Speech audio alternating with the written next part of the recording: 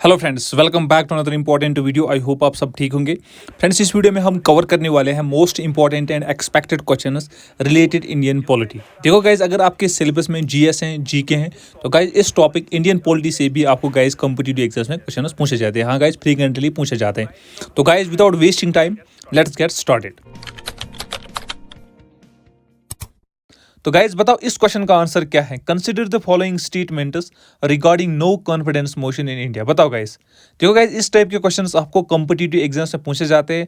हाँ guys, statements based frequently competitive exams में पूछे जाते हैं। तो गाइज बताओ, इस क्वेश्चन का आंसर क्या है। आपको गाइज सिंपली बताना है इन स्टेटमेंट्स में से कौन से स्टेटमेंट्स ठीक हैं regarding no confidence motion in India. हाँ गाइज बताओ।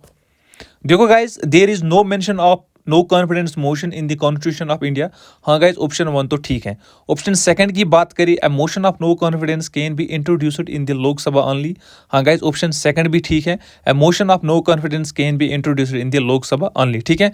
तो गाइज अब आप इजीली आंसर लगा सकते हो। Option C is the right answer. हाँ गाइज, बोथ 1 and 2। ठीक है, option C is the right answer. Guys ये इंपॉर्टेंट क्वेश्चन है, इस टाइप के क्वेश्चन आपको पूछे जाते हैं। ठीक है, चलो next question. Economic justice as one of the objectives of the Indian Constitution has been provided in। बताओ guys, important question है, very very important। बताओ guys। The correct answer is option 2, the preamble and the DPSP, Direct Principles of State Policy। ठीक है guys, it is clearly mentioned in the preamble of the India Justice, Social, Economic and Political। ठीक है, it is clearly mentioned and guys it is also mentioned in the part 4th of the Indian Constitution, Direct Principles of State Policy। ठीक है, from Article 36 to 51 and Article 38 is related to economic justice। ठीक है, तो guys आपको ये याद रखना है, ये important है। It is mentioned in both the preamble and the DPSP, Direct Principles of State Policy। ठीक है, तो guys option 2 is the right answer, option 2। चलो, विच of the following determines that the Indian constitution is federal. बताओ guys, कौन सा option ठीक है। Important question है, इस टाइप के क्वेश्चंस आपको पूछा जाता है। बताओ। The right answer is option 3, distribution of powers between the center and states। हाँ guys, this determines that the Indian constitution is federal। ठीक है, तो guys ये आपको याद रखना है, ये important है। और guys जो बाकी options हैं, these are the features of the Indian constitution। ठीक है, ये भी आपको guys याद रखना है, ये important है। ठीक है, option 3 is the right answer, option 3। चलो next। इस क्वेश्चन का आंसर बताओ guys। The Rajya Sabha has a life of 4 years, 5 years, 6 years, none of the above। बताओ guys।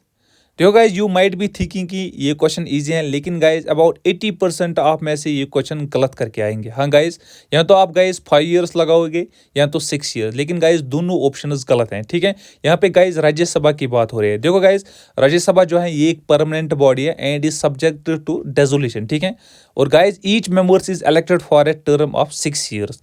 यहाँ पे गाइज राज्यसभा मेंबर्स की बात नहीं हो रही है, यहाँ पे राज्यसभा की बात हो रही है। ठीक है, तो गाइज आपको कंफ्यूज नहीं होना है। तो option 4 is the right answer. ठीक है, option 4, none of the above, it is a permanent body. ठीक है, option 4 is the right answer. तो गाइज ये आपको याद रखना है। ठीक है, चलो नेक्स्ट। हाँ गाइज, इस क्वेश्चन का आंसर ऑप्शन 3 है, 6 years। ठीक है, the members of Rajya Sabha are elected for a term of 6 years। Guys ये आपको याद रखना है, कंफ्यूज नहीं होना है। ठीक है, option 3 is the right answer, option 3। चलो गाइज बताओ, इस क्वेश्चन का आंसर क्या है। Who calls the joint session of the 2 houses of the parliament. बताओ। देखो गाइज, ऑप्शन 2 लोकसभा स्पीकर मत लगाना। हाँ guys, the president calls the joint session of the 2 houses of the parliament. ठीक है, option 3 the president is the right answer. आप देख सकते हो guys, under article 108 it is presided over by the speaker of the Lok Sabha. ठीक है, तो guys आपको कंफ्यूज नहीं होना है। The president calls the joint session of the 2 houses of the parliament, the Lok Sabha speaker presides the joint session of the 2 houses of the parliament। ठीक है, लेकिन गाइस इस क्वेश्चन का आंसर जो है वो है ऑप्शन 3 द प्रेसिडेंट। ठीक है, option 3 the president is the right answer. ठीक है, चलो बताओ गाइस, इस क्वेश्चन का आंसर क्या है। Consider the following statements. Guys मैंने आपको ऑलरेडी बताया, स्टेटमेंट्स बेस्ड क्वेश्चंस पूछे जाते हैं। तो बताओ कौन सा ऑप्शन ठीक है। देखो guys, The Rajya Sabha has no power either to reject or to amend a money bill। हाँ गाइज, मनी बिल की बात करें, Rajya Sabha has no power either to reject it or amend it। ठीक है, तो गाइज ऑप्शन 1 तो ठीक है। ऑप्शन सेकंड की बात करें, the Rajya Sabha can not vote on the demand for grants. हाँ गाइज, ऑप्शन 2 भी ठीक है। और गाइज ऑप्शन 3 की बात करें, the Rajya Sabha can not discuss the annual financial statement. Guys ये ऑप्शन गलत है, Rajya Sabha can discuss the annual financial statement. ठीक है, तो गाइज अब आप इजीली आंसर लगा सकते हो, option C both 1 and 2 is the right answer. ठीक है, option C is the right answer. चलो guys next question, which of the following is the largest committee of the parliament? बताओ guys. Guys this question is very very important, mark this question as most important. बताओ guys, largest committee of the parliament, the committee on petitions, the committee on public undertakings, the committee on public accounts, the committee on estimates. बताओ guys कौन सा option ठीक है, बताओ। देखो guys, अगर यहाँ पे कमेटी ऑन पेटिशंस की बात करें, it is nominated by the speaker and consists of 15 members, ठीक है। और गाइज अगर यहाँ पे कमेटी ऑन पब्लिक अंडरटेकिंग्स की बात करें, it consists of 15 Lok Sabha members and 7 Rajya Sabha members, ठीक है। ये गाइज आपको याद रखना है। और गाइज अगर यहाँ पे कमेटी ऑन पब्लिक अकाउंट्स की बात करें, it consists of 15 Lok Sabha members and 7 Rajya Sabha members, ठीक है। ये भी गाइज आपको याद रखना है। और कमेटी ऑन एस्टिमेट्स की बात करें, it consists of 30 members all from the Lok Sabha, ठीक है। तो गाइज अब आप इजीली आंसर लगा सकते हो, option 4 the committee on estimates is the largest committee of the parliament, ठीक है। ये गाइज इंपॉर्टेंट क्वेश्चन है, ये क्वेश्चन पूछा जाता है, ठीक है। Option 4 is the right answer, option 4। Next question, which of the following were mentioned in the preamble to the Indian constitution? बताओ guys, sovereign, secular, democratic, republic, socialist. बताओ guys कौन सा ऑप्शन ठीक है। और गाइज अगर आपको वीडियो अच्छा लग रहा है, वीडियो को लाइक कीजिएगा एंड चैनल को सब्सक्राइब। गाइज इससे हमें मोटिवेशन मिलती है, आप तक बेस्ट से बेस्ट कंटेंट पहुंचाया जाए। हाँ गाइज, तो guys please do like and subscribe the channel. Now coming back to the question, बताओ गाइज इस क्वेश्चन का आंसर क्या है, बताओ कौन सा ऑप्शन ठीक है। देखो गाइज, ये है preamble of the Indian constitution. आप देख सकते हो guys, sovereign, secular, democratic, republic, socialist all are mentioned in the Indian constitution, ठीक है। तो guys option D all of these is the right answer, ठीक है। Option D is the right answer. ये गाइज इंपॉर्टेंट क्वेश्चन है, आपको guys exam में पूछा जा सकता है, ठीक है। ये आपको याद रखना है। चलो next, the Indian parliament system is different from the British parliament system in that India has. बताओ गाइज कौन सा ऑप्शन ठीक है, बताओ guys. Indian parliament system is different from British parliament system. आपको गाइज बताना है यहाँ पे इंडियन पार्लियामेंट सिस्टम में क्या है that makes it different from the British parliament system, बताओ। Anybody here? The right answer is option 4 the system of judicial review. हाँ guys, option 4 is the right answer. Judicial review Indian parliament system में है, लेकिन guys British parliament system में नहीं है, ठीक है। So option 4 is the right answer, option 4। चलो guys next question, under the constitution of India which one of the following is not a fundamental duty? बताओ इस क्वेश्चन का आंसर, बताओ गाइस, वेरी वेरी इंपॉर्टेंट है। बताओ fundamental duties पे guys competitive exams में question पूछे जाते हैं, ये इंपॉर्टेंट है। The right answer is option 2 to vote in public elections. हाँ guys, it is not a fundamental duty, ये गाइस आपको याद रखना है, ठीक है। चलो, the Indian president has the power of absolute veto in which of the following cases?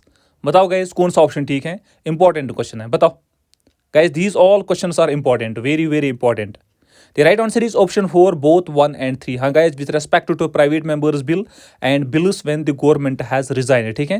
तो guys option 4 is the right answer, option 4 both 1 and 3, ठीक है।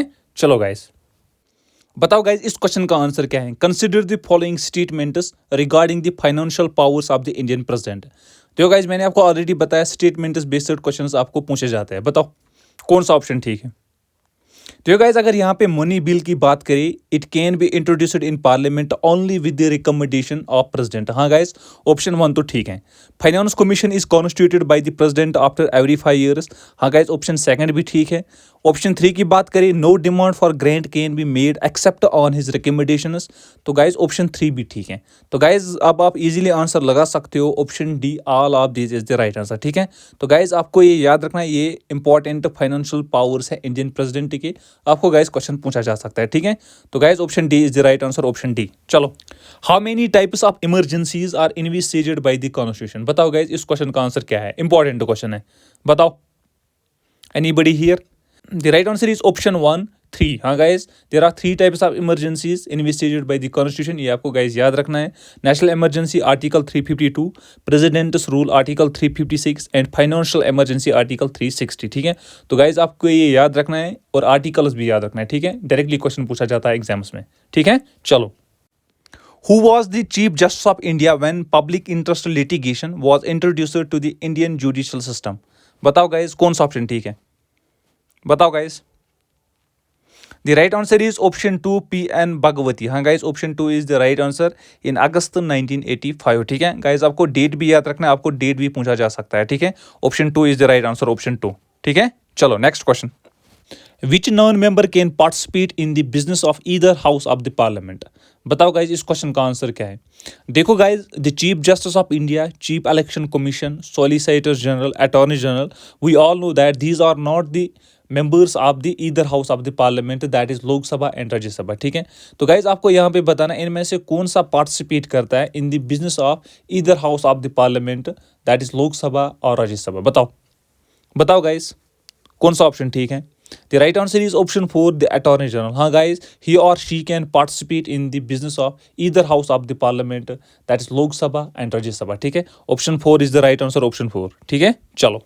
What is the maximum age limit prescribed for the post of the President of India? बताओ guys, 60 years, 65 years, 63 years, there is no age limit. बताओ बताओ guys कौन सा option ठीक है।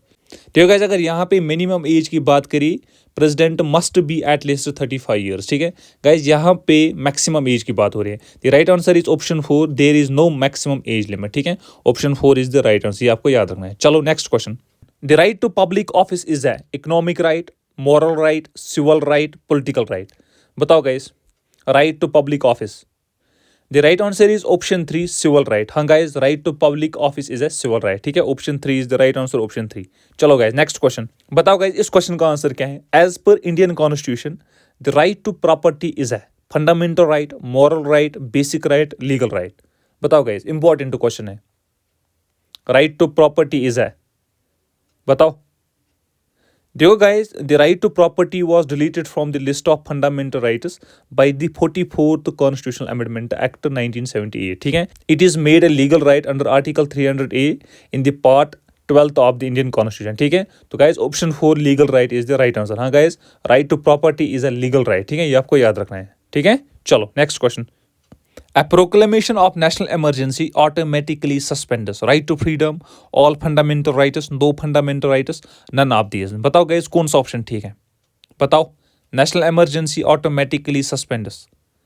The right answer is option 1, right to freedom. हाँ guys, right to freedom automatically suspends during national emergency. ठीक है, ये आपको guys याद रखना है। Guys, all fundamental rights मत लगाना, because there are some fundamental rights which cannot be suspended during national emergency. ठीक है, so guys option 1 is the right answer, option 1. चलो guys, next question.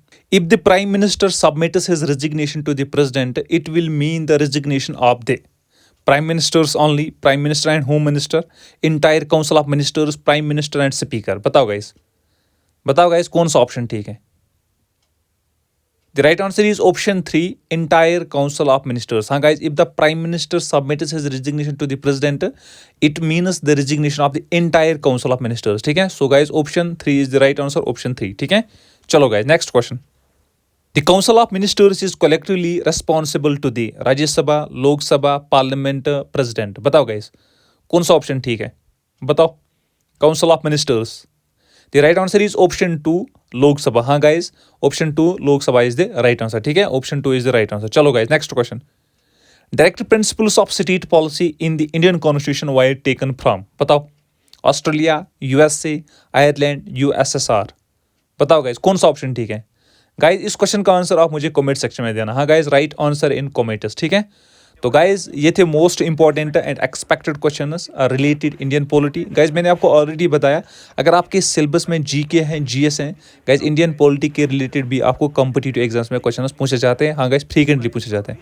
तो गाइज अगर आपको वीडियो अच्छा लगा, इन्फॉर्मेटिव लगा, वीडियो को लाइक कीजिएगा एंड चैनल को subscribe. Thank you guys for watching this video, thank you very much.